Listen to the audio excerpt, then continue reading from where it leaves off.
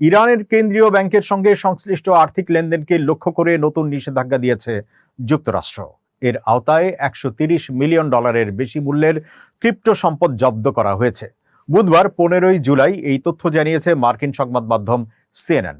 প্রতিবেদনে বলা হয়, যুক্তরাষ্ট্র ইরান সমঝোতা ভেঙে যাওয়ার পর ট্রাম্প প্রশাসন তেহরানের বিরুদ্ধে নিষেধাজ্ঞা ও সামরিক চাপ আরও বাড়িয়েছে। এরই অংশ হিসেবে মঙ্গলবার ইরানের কেন্দ্রীয় ব্যাংকের সঙ্গে যুক্ত বলে দাবি করা একাধিক ডিজিটাল ওয়ালেটের ওপর নিষেধাজ্ঞা আরোপ করে মার্কিন অর্থ মন্ত্রণালয়। একই সঙ্গে ইরানের ওপর আরোপিত নিষেধাজ্ঞা এড়িয়ে চলতে সহায়তার অভিযোগে 50টির বেশি ব্যক্তি ও প্রতিষ্ঠানের বিরুদ্ধেও ব্যবস্থা নেওয়া হয়েছে। মার্কিন অর্থমন্ত্রী স্কট বেসেন্ট সামাজিক যোগাযোগ মাধ্যম এক্সে জানান, নিষেধাজ্ঞার আওতায় থাকা ওয়ালেটগুলো থেকে $130 মিলিয়ন বেশি মূল্যের ডিজিটাল সম্পদ জব্দ করা হয়েছে। তিনি বলেন, ইরানের অবৈধ আর্থিক কর্মকাণ্ড এবং ডিজিটাল সম্পদের অপব্যবহার ঠেকাতে যুক্তরাষ্ট্র প্রতিশ্রুতিবদ্ধ। অবৈধ অর্থের উৎস শনাক্ত করে ইরানি শাসক গোষ্ঠীকে এসব অর্থ থেকে বঞ্চিত করার প্রচেষ্টা অব্যাহত থাকবে।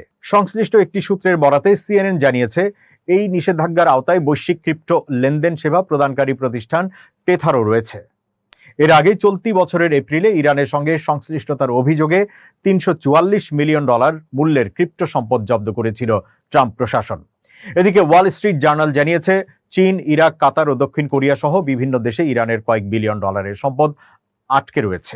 নিষেধাজ্ঞা ও অর্থনৈতিক সংকট মোকাবেলায় যুক্তরাষ্ট্রের সঙ্গে আলোচনায় অন্তত $24 বিলিয়ন ছাড় দেওয়ার দাবি জানিয়েছে তেহরান।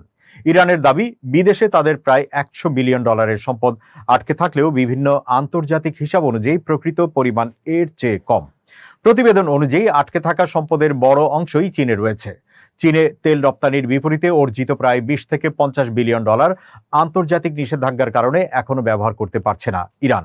কিছু অর্থ চীনা পণ্য ও যন্ত্রপাতি আমদানিতে ব্যবহৃত হলেও উল্লেখযোগ্য অংশ এখনো অবরুদ্ধ অবস্থায় রয়েছে।